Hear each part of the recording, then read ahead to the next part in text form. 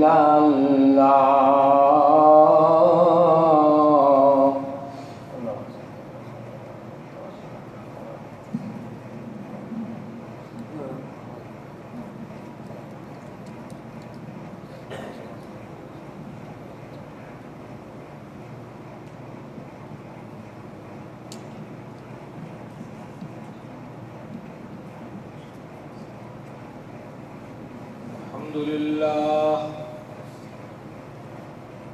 الحمد لله نحمده ونستعينه ونستغفره ونؤمن به ونتوكل عليه ونعوذ بالله من شرور أنفسنا ومن سيئات أعمالنا.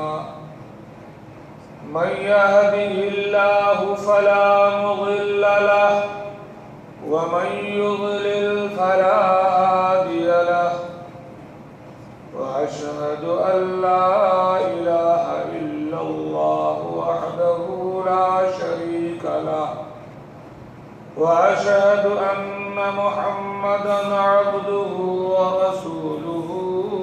أما بعد فإن خير الحديث كتاب الله وخير الهدي هدي محمد صلى الله عليه وسلم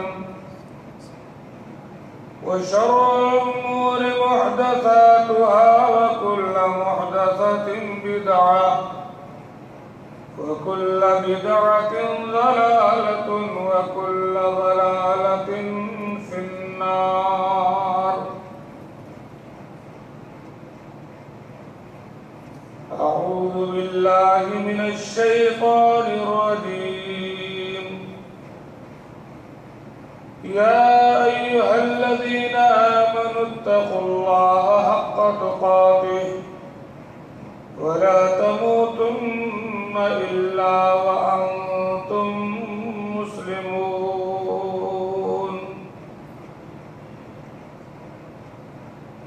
وعن تميم الداري رضي الله تعالى عنه قال قال النبي صلى الله عليه وسلم الدين النصيحة. قالوا لمن يا رسول الله؟ قال لله ولكتابه ولرسوله ولأئمة المسلمين وعامتهم. رواه مسلم. محترم حاضرین جمعہ، میرے اسلامی بھائیوں، دوستوں، بزرگوں اور ساتھیوں، اللہ تبارک و تعالی نے ہمیں اس دنیا میں پیدا کرنے کے بعد ایک دوسرے کے ساتھ کیسے رہنا ہے، ایک دوسرے کے ساتھ کیسے زندگی گزارنی ہے، ایک دوسرے کے ساتھ ہمارا تعلق کیسا ہونا چاہیے، تمام کا تمام طریقہ اپنے پیارے رسول محمد الرسول اللہ صلی اللہ علیہ وسلم کے ذریعے ہمیں بتلا دیا، اور اسی میں ہمارے لیے نجات کا باعث بتایا.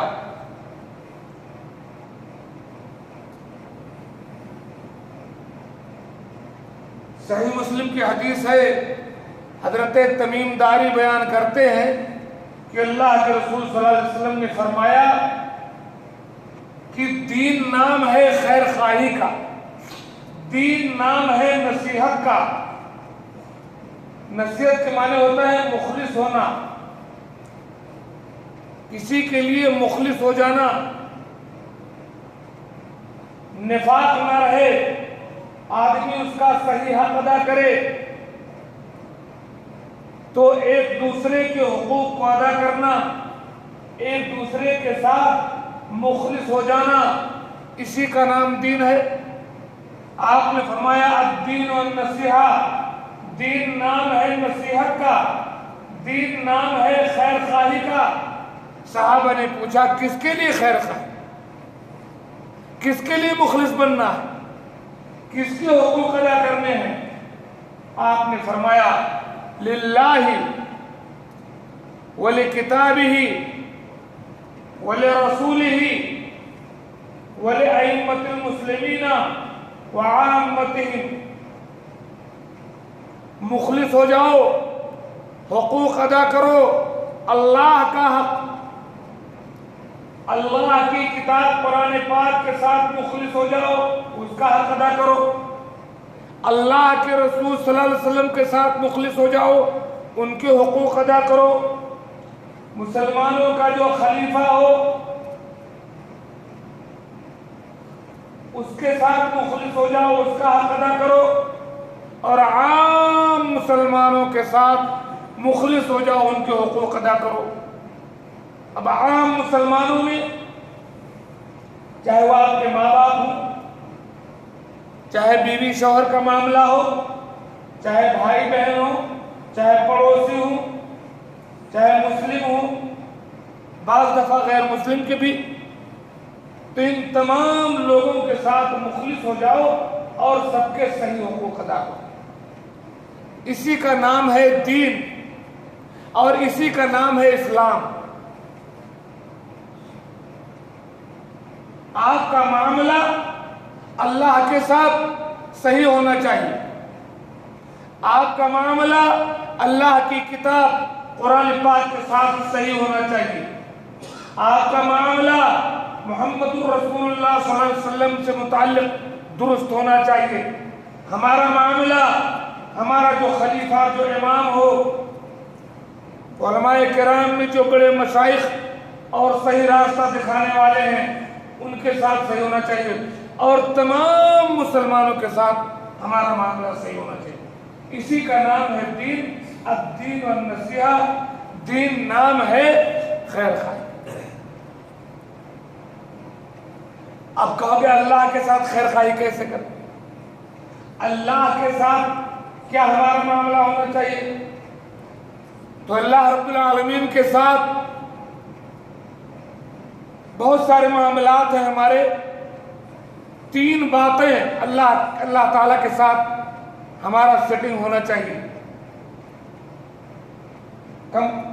یعنی مختصر طور پر سب سے پہلی بات تو یہ ہے کہ اس دنیا میں ایک بہت بڑا طبقہ ہے جو کہتا ہے کہ the God is nothing، اللہ ہے ہی نہیں. پہلی بات یہ ہے کہ ہم اللہ کا اقرار کریں کہ اللہ رب العالمین کا وجود ہے.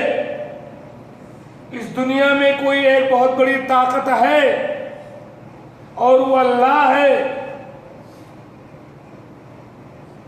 تو پہلی بات اس کے موجود ہونے کا اقرار کریں. دوسری بات یہ ہے کہ یہ مان کر چلیں کہ اللہ تعالی ہی ہے جس نے اس دنیا کو اور اس زمین و آسمان میں جتنی چیزیں ہیں سب کا پیدا کرنے والا اکیلا وہی ہے. سب کا انتظام کرنے والا، ساری ویوستھا کرنے والا اکیلا اللہ تبارک و تعالی ہے. اولاد دینے والا، بیمار کرنے والا، شفا دینے والا، روزی روٹی دینے والا، کرسی دینے والا، عزت دینے والا، ذلت دینے والا صرف اللہ تبارک و تعالی ہے. دوسرا حق ہو گیا. تیسری بات جو اللہ رب العالمین کے ساتھ ہمیں اخلاص برتنی ہوئی ہے کہ عبادت کی جتنی قسمیں ہیں، جس چیز کو عبادت کہا جاتا ہے وہ سارا کا سارا اللہ کے لیے ہونا چاہیے. کسی بت کے لیے نہیں، کسی درخت کے لیے نہیں، کسی پتھر کے لیے نہیں، کسی پیر کے لیے نہیں، کسی فقیر کے لیے نہیں، کسی قبر کے لیے نہیں، کسی جن کے لیے نہیں، کسی فرشتے کے لیے نہیں، کسی نبی کے لیے نہیں، کسی ولی کے لیے نہیں. عبادت کی جتنی قسمیں ہیں، چاہے وہ رکوع ہو، چاہے وہ سجود ہو، چاہے وہ ذبیحہ ہو، چاہے وہ نظر ہو، چاہے وہ سجدہ ہو، چاہے وہ دعا ہو، چاہے وہ توکل ہو، عبادت کی جتنی قسمیں ہیں ان کا حقدار صرف اور صرف اللہ تعالی. لا الہ الا اللہ، اللہ کے علاوہ کوئی عبادت کا حقدار ہے ہی نہیں. اس دنیا میں ایک اللہ کے علاوہ جتنے لوگوں کی عبادت کی جاتی ہے، جتنے لوگوں کے سامنے لوگ جھکتے ہیں، جن سے مرادیں مانگتے ہیں، جن سے اولاد مانگتے ہیں، جن سے سفارش کرتے ہیں، یہ سب جھوٹے معبود ہیں۔ لا الہ الا اللہ، اللہ کے علاوہ کوئی عبادت کا حقدار نہیں۔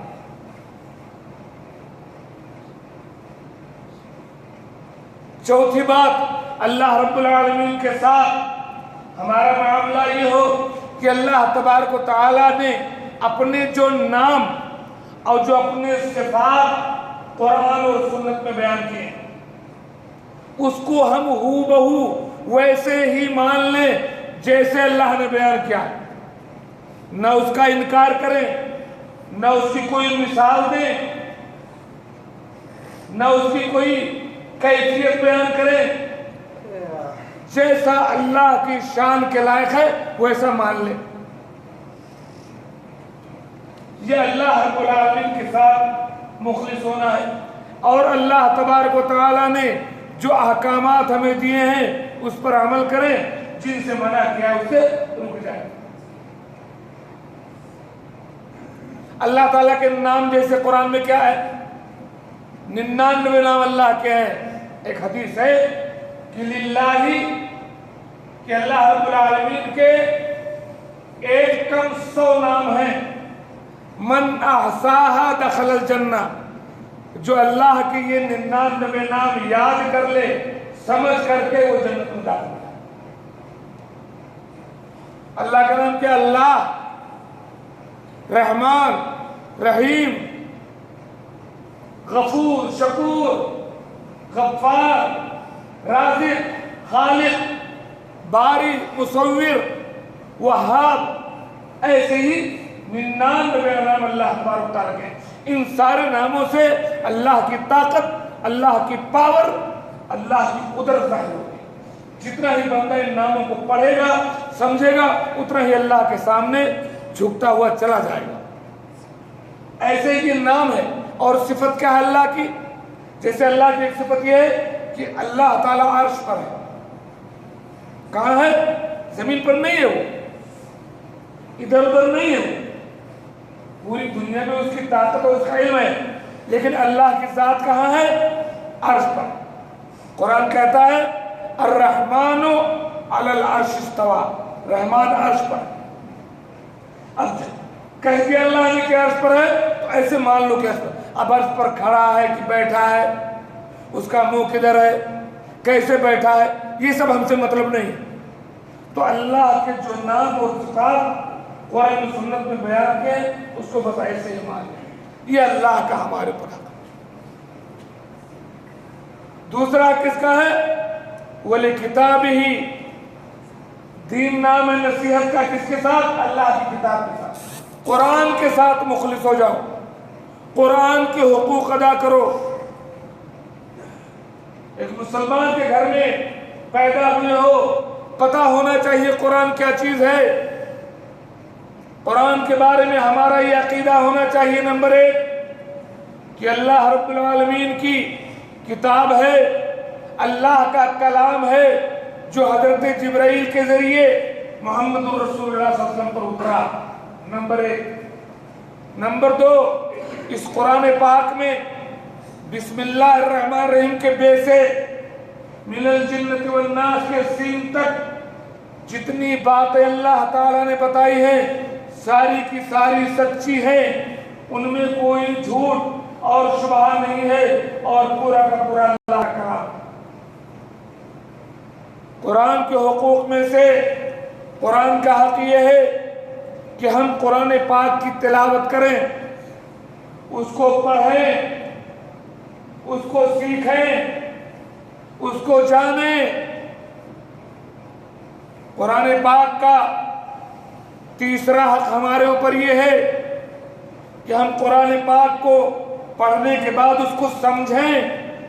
عربی زبان میں ہے نا، آپ اردو جانتے ہیں، پنجابی جانتے ہیں، بنگلہ جانتے ہیں، آپ جانیں کہ اس قرآن میں کیا لکھا ہے، یہ قرآن کا حق ہے۔ آپ کے مدیر کا کوئی لیٹر آتا ہے واٹس ایپ پر، آپ نہیں سمجھتے ہو دوسروں سے پڑھواتے ہو کیا کہنا ہے. موبائل میں میسج آتا ہے, آفر آتا ہے, کیا ہے موبائل میں, آپ دوسروں سے پڑھواتے ہو, سمجھتے ہو. تو یہ اللہ کا میسج ہے, یہ اللہ کا پیغام ہے, یہ اللہ کا حکم ہے, قرآن کا حق ہے کہ آپ اس قرآن کو سمجھیں, جانیں کہ اس میں کیا ہے. چاہے ڈائریکٹ پڑھ کر کے, علماء سے پوچھ کر کے, اور سوشل میڈیا میں فیس بک, واٹس ایپ, یوٹیوب پر قرآن کریم کے ترجمے موجود ہیں, تفسیر موجود ہے. کہیں سے بھی مشقت کر کے قرآن کا یہ حق ہے کہ آپ جانیں کس بات میں. اگر آپ نہیں جانیں گے اس قرآن میں کیا لکھا ہے تو آپ عمل کیسے کریں. آپ کو کوئی بھی آدمی گمراہ کر سکتا ہے. آپ کے قرآن کا مطلب نہ سمجھیں, آپ کو لوگ شرک میں ڈھکیل دیں گے, آپ کو لوگ بدعت میں ڈھکیل دیں گے. اللہ کی قسم, اگر آپ قرآن کریم کا ترجمہ جانتے ہیں تو کوئی بھی آپ کو شرک میں مبتلا نہیں کر سکتا. کتنے لوگ ہمارے ہندوستان, پاکستان اور بنگلہ دیش میں مولوی کہتے نہیں یہ تو مولویوں کا کام ہے, عام آدمی قرآن نہیں سمجھ سکتا, اور لوگ شرک میں مبتلا ہیں. لیکن سعودی عرب میں جب آئے اور یہاں کو قرآن کریم کا ترجمہ پڑھنے کا موقع ملا, انہوں نے شرک خود بخود چھوڑ دیا. کیوں نہیں اللہ کے کلام کیوں نہیں عام آدمی سمجھ سکتا؟ مولوی کے اوپر نہیں اترا, یہ عام انسانوں کے لیے. ھذا بیان للناس, یہ قرآن سب کے لیے ہے. ایک مزرعہ میں کام کرنے والے عالم بھی قرآن کو سمجھے گا, اور ایک علامت الطاہر بھی قرآن سمجھے گا. بس عالم تھوڑا زیادہ سمجھے گا, اور مزرعہ والا کم سمجھے گا, لیکن سمجھیں گے سب. اللہ تعالیٰ نے اس قرآن پاک میں کوئی ایسی بات نہیں کی جو آپ نے سمجھی. یہ جھوٹ پھیلایا ہمارے مولویوں نے کہ قرآن نہیں سمجھ سکتے. تو یہ قرآن کا حق ہے کہ آپ جانیں کہ قرآن میں کیا ہے. آپ نہیں جانتے ہیں قرآن میں کیا ہے.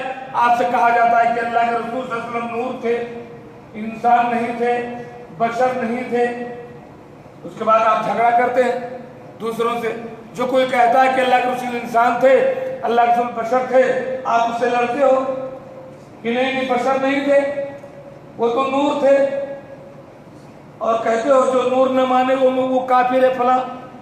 آپ کو قرآن نہیں آتا. اگر آپ قرآن پڑھتے تو سورہ کہف میں ہر جمعہ کو سورہ کہف کی تلاوت کرتے اور پڑھتے, اس میں جو آخری آیت ہے آخر سے پہلے, قُلْ إِنَّمَا أَنَا بَشَرٌ مِثْلُكُمْ يُوحَىٰ إِلَيَّ أَنَّمَا إِلَٰهُكُمْ إِلَٰهٌ وَاحِدٌ. اے اللہ کے رسول صلی اللہ علیہ وسلم آپ کہہ دیجئے کہ انما انا بشر مثلکم, میں بھی تمہاری طرح ایک انسان ہوں, میں بھی تمہاری طرح ایک بشر ہوں. ایک انسان کی جو ضروریات ہیں وہ میری ضروریات ہے. میرے ماں باپ ہیں, میرے بھی بیوی بچے ہیں, مجھے بھی کھانے پینے کی ضرورت پڑتی ہے, مجھے بھی پاخانہ پیشاب کی حاجت ہوتی ہے, میرے اوپر بھی دکھ سکھ آتے ہیں. تو میں تمہاری طرح ایک انسان ہوں. بس کیا ہے, اللہ کے نبی انسان ہے, لیکن اونچا مقام ہے.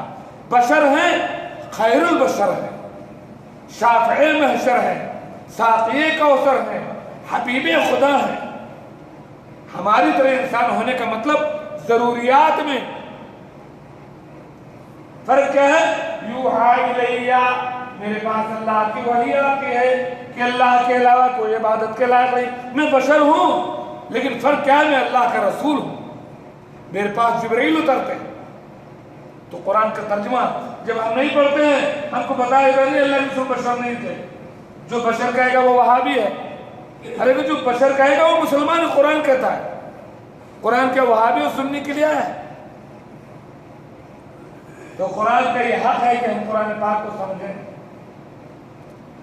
قرآن اگر سمجھے گے آپ کبھی شرک نہیں کر سکتے, اور جب شرک نہیں کر سکتے تو جنت آپ کے لیے یقینی ہے. قرآن کریم کا ایک حق ہمارے اوپر یہ ہے کہ ہم قرآن کریم پر عمل کریں. ابھی تک سمجھنے کی بات تھی نا, اب عمل بھی کرنا ہے.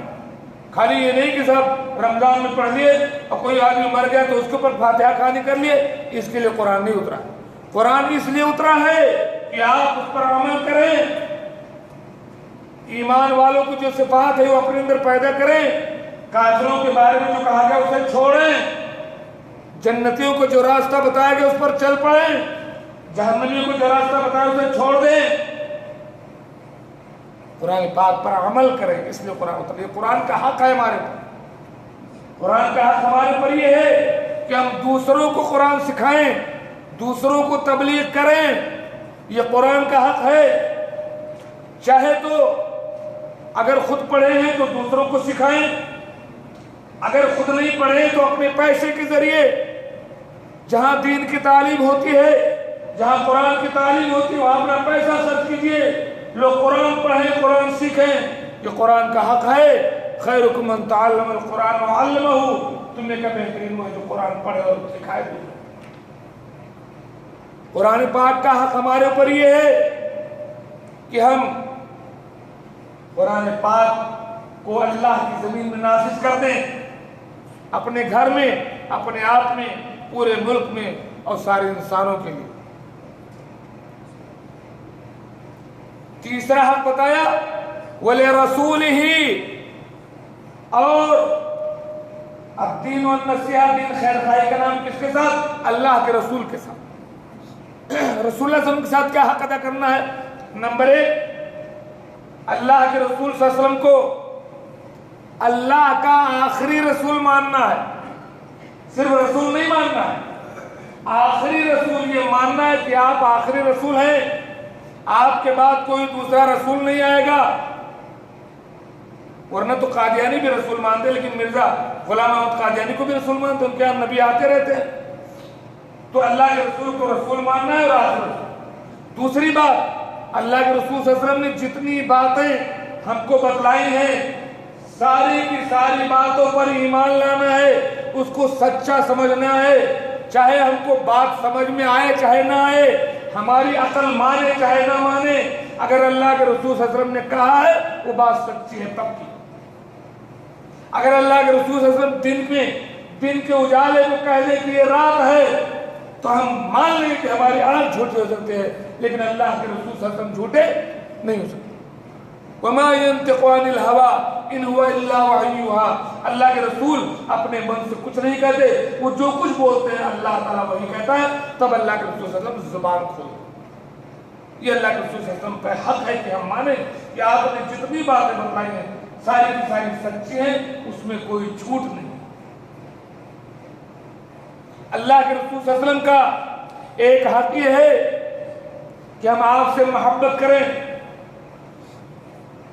اپنے بال بچوں سے بڑھ کر کے، اپنے کاروبار سے بڑھ کر کے، اپنے دھن دولت سے بڑھ کر کے، اپنی جان سے بڑھ کر کے محبت ہو اللہ کے رسول سے۔ اگر محبت نہیں ہے اسی طرح زیادہ تو مسلمان، یہ حق ہے اللہ کے رسول صلی اللہ علیہ وسلم کا۔ اللہ کے رسول فرمایا لا یؤمن احدکم حتی اکون الیہ حتی اکون احب الیہ من والدہ وولدہ والناس اجمعین، تم میں کا کوئی مومن ہو ہی نہیں سکتا جب تک میں اس کے نزدیک اس کے بچوں سے، اس کے باپ سے بھی زیادہ عزیز نہ ہو جاؤں۔ ایک بار حضرت عمر اللہ کے نبی صلی اللہ علیہ وسلم کے ہاتھوں میں ہاتھ ڈال کر چل رہے تھے، حضرت عمر نے کہا کہ اللہ کے رسول صلی اللہ علیہ وسلم آپ مجھے دنیا کی ساری چیز سے زیادہ محبوب ہے سوائے میری جان کے۔ اللہ کے نبی نے فرمایا عمر ابھی تم مسلمان نہیں ہو، ابھی تمہارا ایمان کچا ہے۔ عمر نے کہا اللہ کے رسول آپ میری جان سے بھی زیادہ پیارے ہیں۔ کہا الآن یا عمر، اے عمر اب تم مسلمان ہو۔ تو ہمارے نبی صلی اللہ علیہ وسلم کا ہمارے اوپر حق یہ ہے کہ ہم اپنی جان سے بھی زیادہ آپ کو محبوب سمجھیں۔ دنیا ایک طرف، بیوی بچے ایک طرف، رسم و رواج ایک طرف، دھن دولت ایک طرف، ہماری اپنی رائے ایک طرف، لیکن اللہ کے رسول صلی اللہ علیہ وسلم اگر کوئی بات کہتے ہیں تو آپ کی بات سب سنتے ہیں۔ یہ اللہ کے رسول کا ہمارے اوپر، اللہ کے رسول صلی اللہ علیہ وسلم کا ہمارے اوپر ایک حق یہ ہے کہ ہم آپ کی اتباع کریں۔ صرف محبت ہی نہیں کرنا ہے، اس پر عمل کرو، جو روکا اس سے رک جاؤ۔ وَمَا آتَاكُمُ الرَّسُولُ فَخُذُوهُ، رسول تمہیں جو دیں وہ لے لو۔ وَمَا نَهَاكُمْ عَنْهُ فَانْتَهُوا، جس سے روکے اس سے رک جاؤ، کہ اللہ کے رسول صلی اللہ علیہ وسلم کا حق ہے۔ آپ نے فرمایا مَنْ أَطَاعَنِي دَخَلَ الْجَنَّةَ، جو میری بات مانے گا جنت میں جائے گا۔ وَمَنْ عَصَانِي، ذرہ برابر گستاخی کرنے والا کافر مسلمان ہو ہی نہیں سکتا۔ یہ ایمان ہے ہمارا۔ اللہ کے رسول صلی اللہ علیہ وسلم کی زندگی کی بات، صحابہ کرام کیسا ادب کرتے تھے، آپ کی ذات کا ادب کرتے تھے، آپ کے بالوں کا ادب کرتے تھے، آپ کے لباس کا ادب کرتے تھے۔ اللہ کے رسول کی آواز تھوڑی بلند تھی، انہوں نے اللہ کے رسول کی مجلس میں آنا بند کر دیا، لیکن کہا ایک صحابی آنے رہے، کہا پتہ کرو، پتہ کیا تو گھر میں بیٹھ کر کے رو رہے تھے، کہا بات کیا ہے؟ کہا قرآن کہتا ہے کہ اللہ کے رسول کی آواز سے آواز اونچی نہیں ہونی چاہیے ورنہ تمہارے اعمال برباد ہو جائیں گے، تم جہنم میں ہوگا۔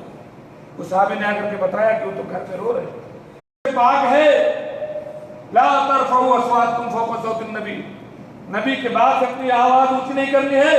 اللہ کے رسول کی ایک حدیث ہے، آپ کی بات پر کسی مولوی، کسی پیر، کسی فقیر، کسی امام کی بات ہم نہیں مانتے، اللہ کے رسول کی بات کے آگے کسی کی بات نہیں مانی جائے گی۔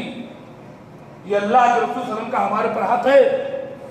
حضرت امام مالک مسجد نبوی میں بیٹھتے تھے، درس دیتے تھے، اللہ کے رسول صلی اللہ علیہ وسلم کا ہمارے اوپر یہ حق ہے کہ ہم آپ کی طرف سے دفاع کریں، آپ کے اوپر کوئی آنچ نہ آئے، چاہے اس میں ہماری جان چلی جائے، ہماری دولت چلی جائے، ہمارا پیسہ چلا جائے، ہمارا وقت چلا جائے، اللہ کے رسول صلی اللہ علیہ وسلم کے پر کوئی آنچ نہیں آنی چاہیے۔ صحابہ کرام نے ایسا کیا، جانیں گوا دی، دولت لٹا دیا۔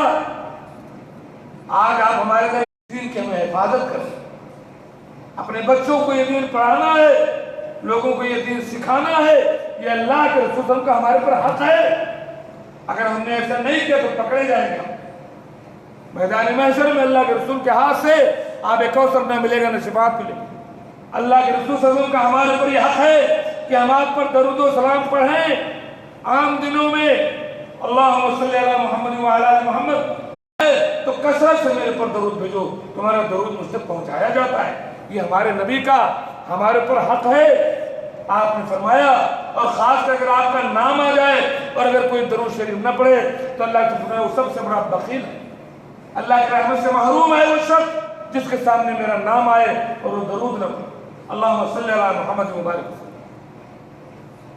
اللہ کے نبی صلی اللہ علیہ وسلم کا ہمارے پر حق ہے کہ آپ بکر و عمر ہوں یا جتنے بھی صحابہ کرام جن کی آنکھوں نے پیارے رسول صلی اللہ علیہ وسلم کا دیدار کیا ہے، جو ایمان لائے اور ایمان پر مر گئے، وہ سارے صحابہ اللہ کے جن سے محبت ہے، حق ہے ان سے محبت کرنی ہے۔